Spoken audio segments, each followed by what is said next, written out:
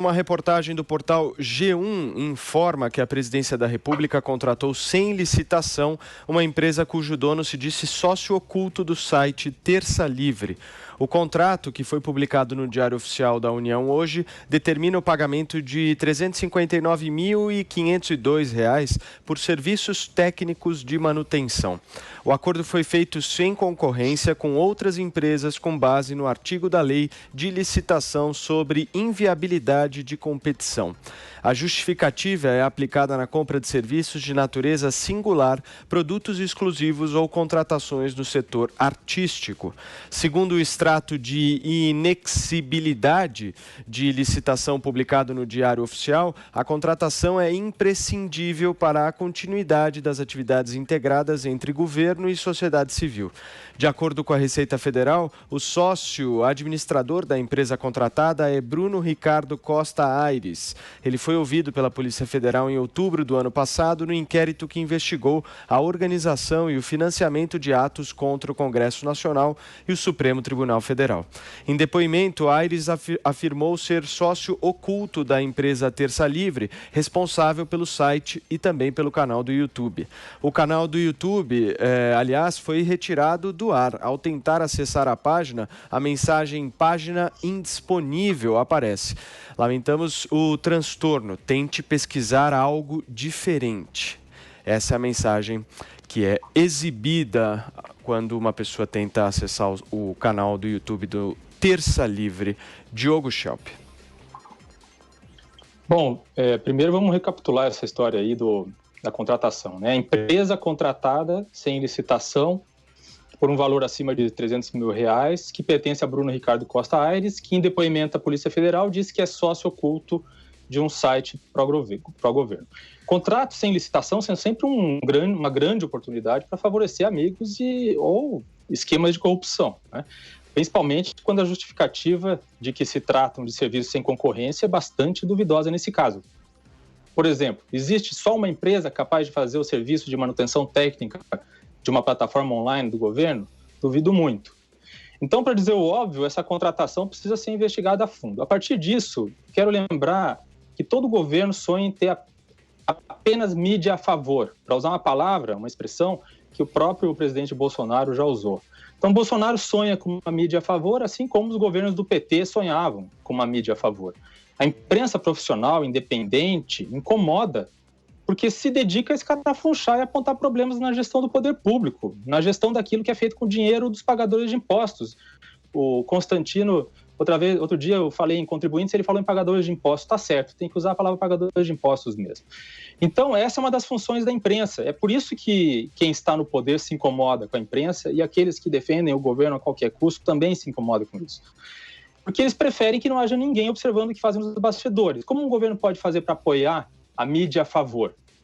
O PT queimou uma das possibilidades. O que o PT fazia no governo? Nos tempos do PT, o governo direcionava a verba publicitária do Estado para blogs de esquerda que faziam o que o Terça Livre faz hoje, que é ser a mídia a favor do governo. Então, falar sempre bem do governo e atacar quem critica.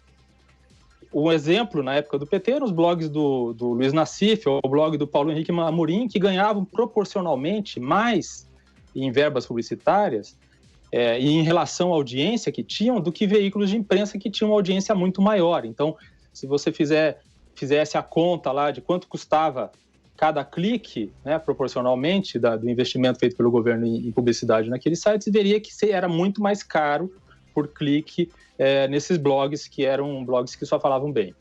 Então, sim, é muito importante saber, né, se há dinheiro público sendo direcionado de alguma forma para a mídia a favor de Bolsonaro. Mas vamos aguardar o desenrolar do caso e a resposta que o Palácio do Planalto vai dar, porque nessas reportagens que foram citadas ainda não havia a versão do Palácio do Planalto.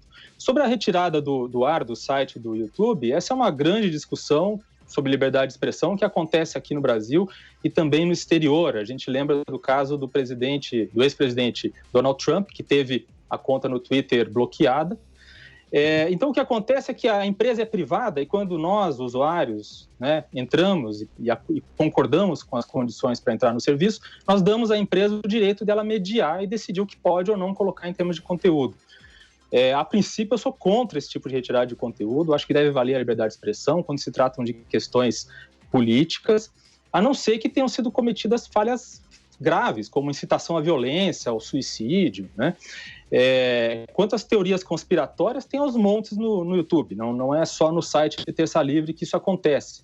Então, inclusive, aí vale, de novo, a referência que eu faço à projeto de lei de fake news que existe no Congresso brasileiro, que, ao contrário do que muita gente diz, ele não promove a censura, e sim, ele dá mecanismos, primeiro que ele cria mecanismos para que as empresas de redes sociais e tal, elas reprimam, digamos assim, ou possam evitar que as pessoas divulguem informações falsas ou façam esse tipo de incitação à violência usando perfis anônimos. Então, acho que se é para dar opinião, falar de política, ou mesmo distribuir teorias conspiratórias, que seja as claras, certo? Liberdade de expressão, mas as claras. Por outro lado, esse projeto de lei também dá mecanismo para que as pessoas que tiveram suas contas bloqueadas por algum motivo pelas empresas que prestam esse serviço, possam se defender, possam recorrer dessas decisões. Porque atualmente, como nesse caso da Terça Livre, a decisão é unilateral. A pessoa que reuniu ali 1 milhão de seguidores na sua conta, teve um trabalho enorme para conseguir isso, e aí perde de um dia para o outro sem poder se defender e apresentar sua defesa. Então, esse projeto de lei de fake news, inclusive, cria esse mecanismo para que as pessoas possam se defender e exercer sua liberdade de expressão. Você, Constantino. Paulo, deixa eu começar pela segunda parte, então, que aí eu pego um gancho no que o Diogo disse, né? É um absurdo o que aconteceu com o Terça Livre, né? Essas big techs, essas redes sociais, o argumento de que são empresas privadas é muito frágil, cresceram como plataformas neutras, é como uma empresa de telefonia começar a dizer que você pode ou não pode ligar, né? Então, são praças públicas da era moderna e estão censurando e perseguindo a direita, né? Não há nada parecido e análogo à esquerda. Então, você pode destilar ódio, teorias conspiratórias, se tiver do lado certo e pertencer ao clubinho, tem salvo-conduto. Se for do outro lado e contestar a OMS, já pode levar strike. Eu levei 2 por isso, né? E programas da Jovem Pan, idem, né? Então, nós não estamos falando de Terça Livre, obscuro, perigoso. Não. Nós estamos falando de qualquer um que desvia uma vírgula da cartilha totalitária, politicamente correta, pseudocientífica dos progressistas atualmente. Então, é grave, é perigoso, é absurdo. No Brasil, fere Código de Consumidor e o próprio código, as próprias leis brasileiras. Então tem que haver reação na justiça, sim, e vai ter, né? E tudo isso assusta muito. É mais assustador ainda ver jornalistas comemorando. O movimento fascista dos Sleeping Giants a gente já prevê, já sabe. Mas jornalistas aplaudindo porque é um bolsonarista mostra o pouco apreço que essa turma tem por princípios, né? E pela própria liberdade de expressão.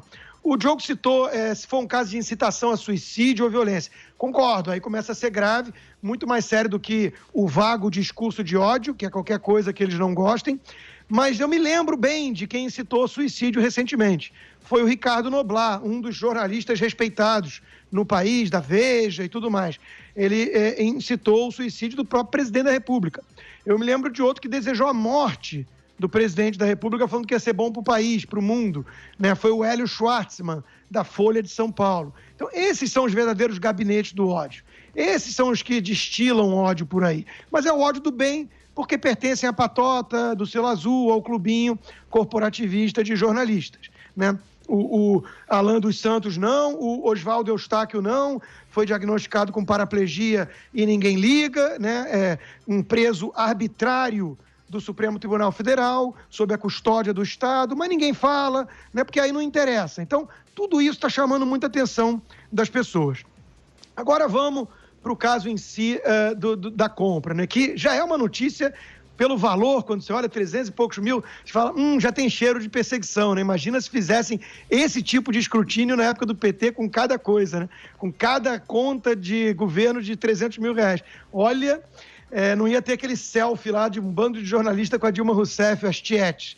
Mas vamos lá, né? Nada se compara àquela blogosfera criada com recursos públicos do PT, né? Pelo PT.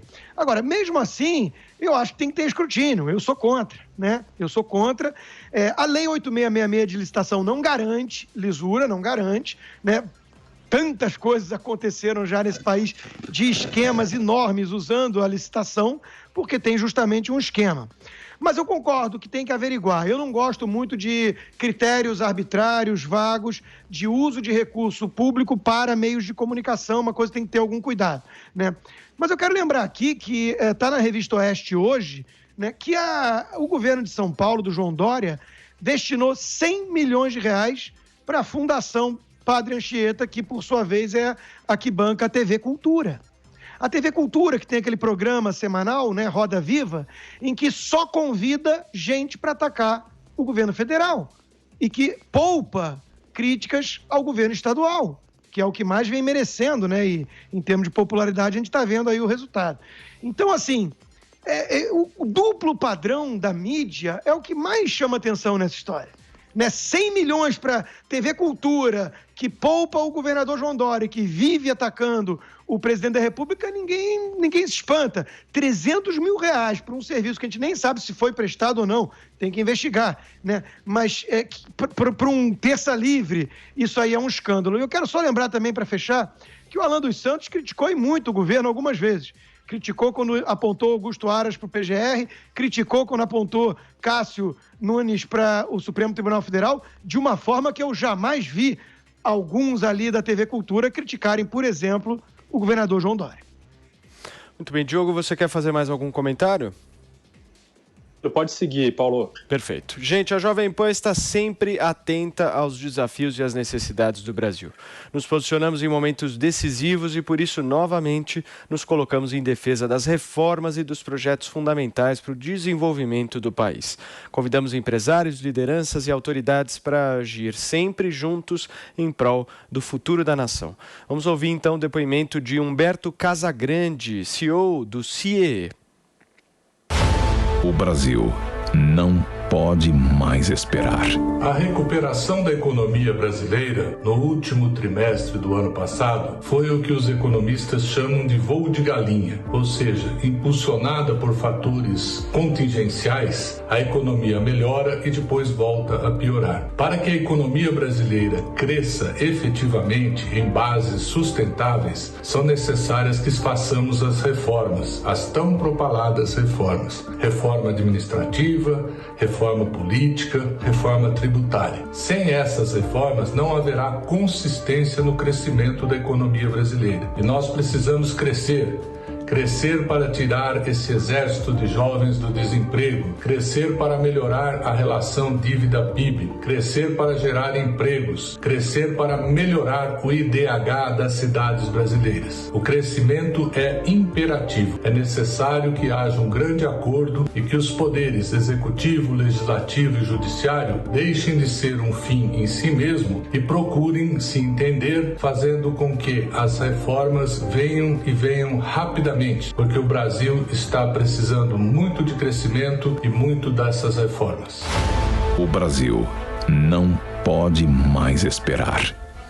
Está aí a nova campanha da Jovem Pan pedindo a urgência das reformas estruturantes neste país. Gente, ficou faltando o comentário do nosso Mark Souza sobre o banimento do Terça Livre do YouTube. Mark? Vamos lá, falar primeiro, Paulo, falar que é a censura, né? Não tem outra coisa para dizer que não isso, é censura. Você pode não gostar do que o jornalista Alan dos Santos fala. Eu, por exemplo, tenho várias críticas do tipo de abordagem que ele faz ali. Agora, você não pode ceifar o direito dele dar a opinião dele. É a liberdade, ele fala o que ele entende correto e as pessoas escolhem assistir ele ou não. Esse é o debate público, essa é a liberdade de expressão. O que acontece é que as Big Techs acabam monopolizando o debate público e fazendo o controle da informação. Isso é linha editorial. Se fala o que eu não gosto, eu retiro do ar. E dá uma desculpa lá que não é bem explicada, violou os termos de serviço. E não explica exatamente o que foi feito. Pelo menos eu não vi exatamente. O YouTube não explicou o que o Alan dos Santos fez para que ele merecesse ter o canal excluído. E são esses conselhos sem rostos, né? De repente lá é um monte de gente lá, que a gente não sabe quem é de verdade, que faz a avaliação e que decide retirar do ar um canal. Concordo com o Constantino quando ele fala que são empresas privadas, mas acontece que elas são empresas que se forjaram numa neutralidade, que elas vendiam no começo e agora não vendem mais e veja, e pior, elas monopolizaram o serviço de tal forma que outras redes sociais que querem se oferecer o serviço no mercado não conseguem se estabelecer. O Parler é um exemplo, né? Ele se estabelece no mercado dizendo que nunca vai censurar ninguém, e aí o próprio meio online se reúne para não deixar que a publicidade atinja essa rede social, deixando que ela não exista. Então é muito perigoso, né? O meio virtual hoje são as grandes praças de discussão e nós temos que ver com muito cuidado isso. Retirar do ar um canal só por causa da linha editorial dele é censura. E eu desafio aqui a você achar algum canal que fale bem do Lula, e tem um monte aí na rede, que foi retirado do ar por algum motivo semelhante. Não tem. Infelizmente, é lamentável essa postura do YouTube. E sobre a questão da contratação sem licitação, a história é estranha, né? É aquele negócio, não basta ser honesto, tem que parecer honesto também. A modalidade de contratação até é legal. Usaram lá, nesse caso, o inciso 2 do artigo 25 da Lei de Licitações, que fala em inviabilidade de competição. Quando só uma empresa pode realizar o serviço e, por isso, não tem como se fazer licitação, porque não tem a competição, já que só uma empresa oferece aquilo. O governo diz que essa empresa contratada já faz a gestão desse programa Pátria Voluntária, então ela é a única que tem os equipamentos e a expertise para tocar o projeto sem que ele pare. É mais ou menos como se fosse um voo no ar. E o governo precisa renovar o contrato para que esse voo não caia. Isso é o que diz o governo. Mas essa história, reforço, de contrato público sem licitação, sempre tem que ser tratada com lupa. É preciso saber se o serviço está mesmo sendo prestado, se realmente só essa empresa no país que pode oferecer o serviço. E eu acho que aí falta o governo vir a público e explicar todos os detalhes. E isso não foi feito até agora. O governo precisa explicar detalhe por detalhe, porque está tudo muito genérico, até para que nós não possamos cair de novo em mais um caso do leite condensado, né? Que gerou toda uma manchete, mas quando se foi ver não era bem aquilo. Venderam a história que o Bolsonaro estava comprando milhões em leite condensado como se fosse para o seu uso quase que pessoal, mas a verdade era para ser usado com toda a tropa do Exército, com universidades, enfim. Então, para não ter um novo escândalo falso de leite condensado, é preciso que o governo explique detalhe por detalhe essa história aí.